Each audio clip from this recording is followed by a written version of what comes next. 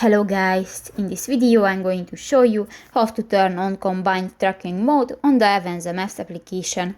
But first of all, I just want to mention, please don't forget to subscribe to our channel, because at 100,000 subscribers we are going to show you all YouTube revenue statistics and growth strategy, how to make money online.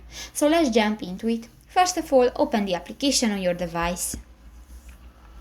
Click to the three dots at the upper right corner of the screen and go to the settings button.